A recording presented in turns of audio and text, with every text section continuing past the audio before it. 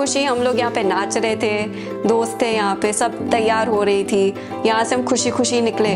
वहाँ जाके पता चलता है कि मेरे लिए कोई सुविधा ही नहीं है।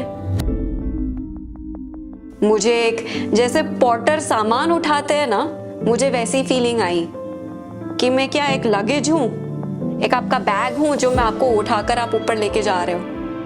एकदम घटिया वाली फीलिंग थी वो। नमस्कार, श्रेष्ठ भारत में आपका स्वागत है। मैं हूं मुक्ता सिंह। ये दर्द है उस लड़की का जो चल फिर नहीं सकती।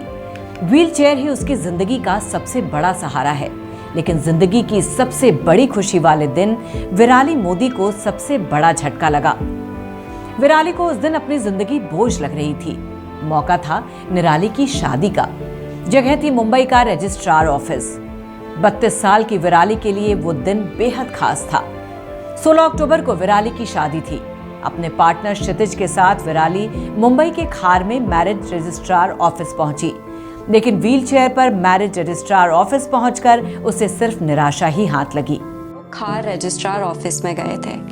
हमने जब पहले अपॉइंटमेंट ली थी वहाँ पे, तो उनको पहले से बताया गया था कि मैं व्हीलचेयर पे हूँ, मैं डिसेबल्ड हूँ, मैं चल नहीं सकती। उन्होंने मुझे बताया ही नहीं था कि जो रजिस्ट्रार की ऑफिस है वो दूसरे फ्लोर पे है, दूसरे माले पे है और वहाँ पे लिफ्ट नहीं है। हम लोग अपॉइंटमेंट के टाइम पे जब पहुँचे 16 तारीख को, मेरे हस्बैंड, मेरी मदर इन लॉ और मेरे फ्रेंड्स और फैमिली, वो लोग ऊपर गए एजेंट के साथ और रजिस्ट्रार से बात करी और उनको विनती करी कि आप प्लीज़ नीचे आ जाइए साइन के लिए, क्योंकि होम रजिस्ट्रेशन होता है। उन्होंने सीधा मना कर दिया कि हम नीचे नहीं आएंगे, आपको उनको ऊपर उठा के ही लेकर जाना पड़ेगा।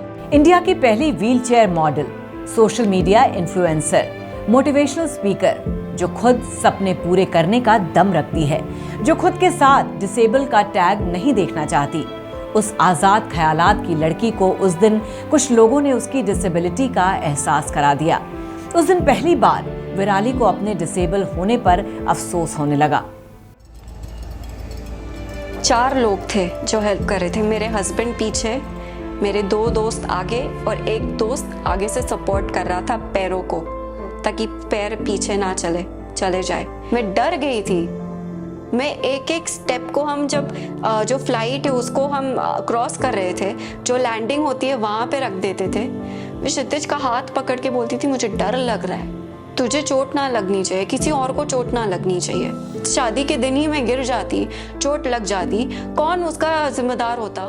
विराली मोदी को 15 साल की उम्र में लकवा हो गया था, जिसके बाद से आज तक विराली अपनी बीमारी का इलाज करवा रही हैं।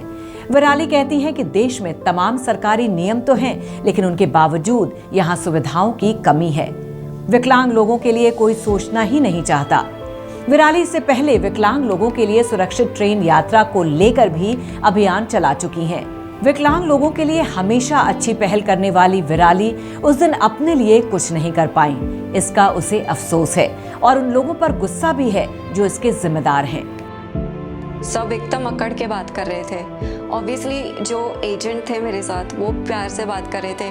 उनको भी पता था कि ये गलत है, ये नहीं होना चाहिए था, लेकिन वो भी मजबूर थे। गलती तो है, तो यही अवेयरनेस नहीं है, सिंपैथी तो चाहिए ही नहीं, लेकिन एम्पैथी नहीं है।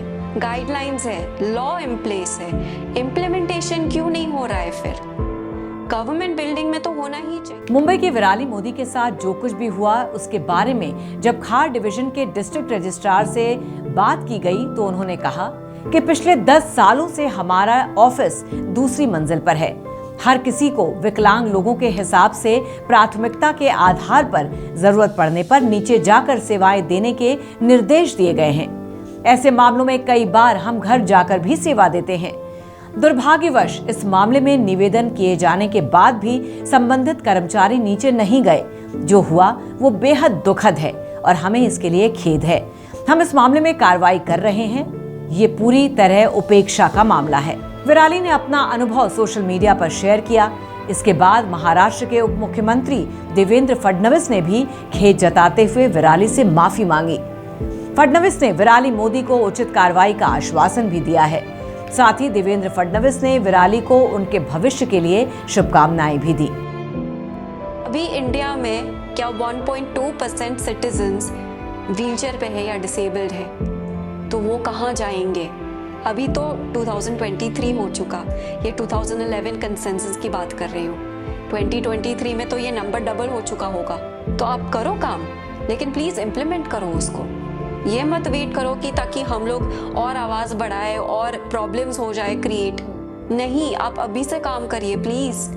यही विनती है, यही रिक्वेस्ट है। तो सुना आपने, विराली के अंदर गुस्सा है उन लोगों के खिलाफ जो विकलांग लोगों के लिए बने नियम और कानून का पालन नहीं करते, जबकि केंद्र सरकार की सामाजिक न्याय मंत्रालय के तहत विकलांग व्यक्तियों के लिए सशक्तिकरण विभाग के तहत साल 2015 में सुगम्य भारत अभियान शुरू हुआ, जिसका उद्देश्य विकलांग लोगों के लिए सार्वजनिक जगहों पर रैंप, गलियारे, इमरजेंसी सिचुएशन में आसानी से निकल पाने की सुविधा और सुलभ शौचालय, पार्क जैसी अनेक सुविधाएं प्रदान करना है। ये अभियान सरकारी दफ्तरों में खास तौर पर लागू करने और विकलांग लोगों को सुविधाएं दिए जाने को लेकर भी चलाया गया था। इसके अलावा विकलांग लोगों के प्रति सार्वजनिक जागरूकता बढ़ाना भी इसी अभियान का हिस्सा है। मगर अफसोस, दूसरी सरकारी योजनाओं की तरह ये अभियान भी सरकारी फाइलों में ही बंद नजर आता है। सरकार को इस पर काम करने की जरूरत है ताकि फिर किसी विराली को निराशा का सामना न करना पड़े।